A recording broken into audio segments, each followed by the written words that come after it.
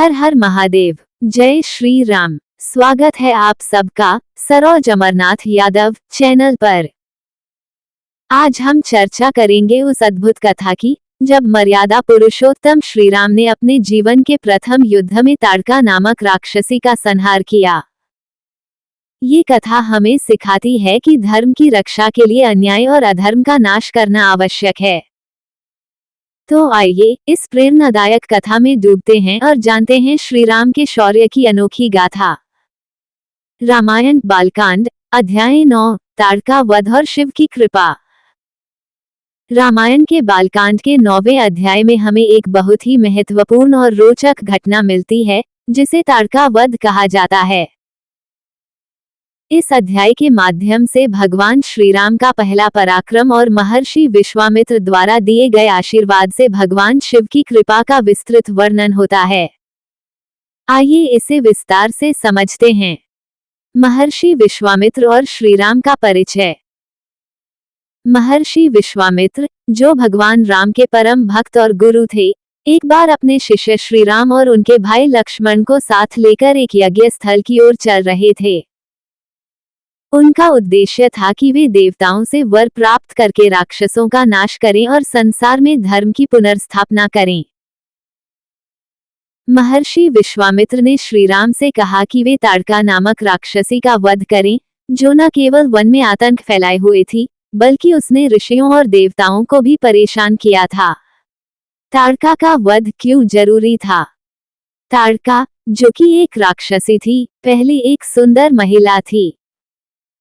वह यक्षराज सुकेतु की पुत्री थी, लेकिन बाद में असुरों के प्रभाव से वह राक्षसी बन गई। उसका विवाह सुंद नामक असुर से हुआ था और उसका एक पुत्र मारीच था, जो बाद में रावण का महान सेनापति बना। ताड़का ने अपनी राक्षसी प्रवृत्तियों के कारण देवताओं और ऋषियों को अत्यधिक कष्ट देना शुरू कर दिया। वह देवी देवताओं के खिलाफ युद्ध करती थी और ब्राह्मणों की तपस्या में विघ्न डालती थी।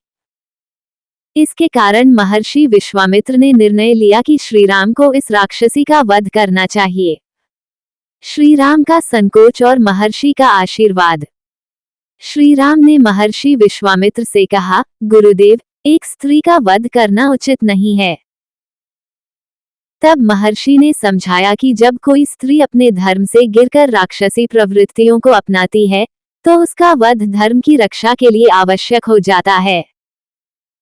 महर्षि ने कहा, ये धर्मयुद्ध है और इसका पालन करना तुम्हारा कर्तव्य है।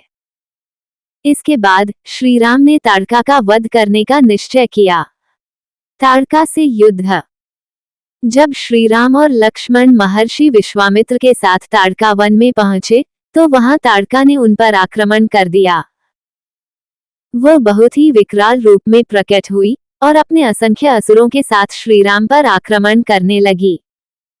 उसने शक्तिशाली बाणों से श्री राम और लक्ष्मण पर हमला किया। श्री राम ने ताड़का की ओर पहला बाण छोड़ा, लेकिन ताड़का ने उसे भी अपनी शक्ति से रोक लिया। फिर श्री राम ने महर्षि विश्वामित्र से दिव्य अस्त्रों की प्राप्ति के लिए प्रार्थना की। महर्षि विश्वामित्र ने उन्हें भगवान शिव द्वारा प्रदत्त पाशुपतास्त्र दिया। इस अस्त्र से श्री राम ने ताड़का को एक ही बाण में नष्ट कर दिया। ताड़का का वध होते ही वह धरती पर गिर पड़ी और उसकी राक्षसी शक्ति समाप्त हो गई। भगवान शिव की कृपा और दिव्य अस्त्रों का लाभ। ताड़का के वध के बाद महर्षि विश्वामित्र ने भगवान शिव के पाशुपतास्त्र के महत्व को समझाया और बताया कि यह अस्त्र किसी भी असुर या राक्षस को नष्ट करने में सक्षम है। इस अस्त्र की महिमा का वर्णन करते हुए महर्षि ने कहा कि यह अस्त्र भगवान शिव से प्राप्त होता है और इसकी शक्ति से कोई भी राक्षस या असुर श्री राम के सामने टिक नहीं सकता। महर्षि ने श्री राम को अन्य दिव्य अस्त्र भी प्रदान किए, जैसे ब्रह्मास्त्र, वैष्णवास्त्र और अग्निअस्त्र। इन दिव्य अस्त्रों का उपयोग श्री राम ने भविष्य में राक्षसों और असुरों से युद्ध करने के लिए किया था। महर्षि ने श्री राम से कहा, तुम इन अस्त्रों का उपयोग केवल धर्म की रक्षा के लिए करो और जब चाहो इन्हें वापस कर सकते हो। ताड़का वध का महत्व और संदेश। ताड़का वध केवल एक युद्ध का प्रसंग नहीं है, बल्कि यह संदेश भी देता है कि जब कोई स्त्री या पुरुष धर्म से भ्रष्ट हो जाए, तो उसका वध करना ही सही होता है। ये घटना हमें ये सिखाती है कि धर्म की रक्षा के लिए किसी भी प्रकार के अनाचार का विरोध करना आवश्यक है, चाहे वह स्त्री हो या पुरुष। ताड़का का वध इस बात का प्रतीक है कि भगवान श्री राम ने धर्म की रक्षा के लिए अपनी शक्ति का उपयोग किया और राक्षसी शक्तियों का नाश किया। इसके साथ ही भगवान शिव की कृपा और उनके दिव्य अस्त्रों का भी महत्व उभरा, जिनकी शक्ति से श्री राम को असंभव कार्य में सफलता प्राप्त हुई।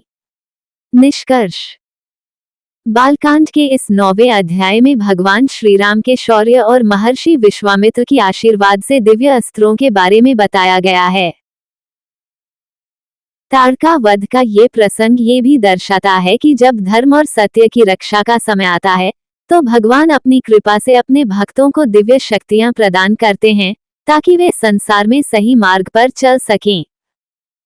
धर्म की रक्षा के लिए किए गए कार्यों में कभी संकोच नहीं करना चाहिए। धन्यवाद मित्रों, आज हमने देखा कि कैसे भगवान श्री राम ने अपने प्रथम युद्ध में ताड़का का वध कर धर्म की स्थापना की।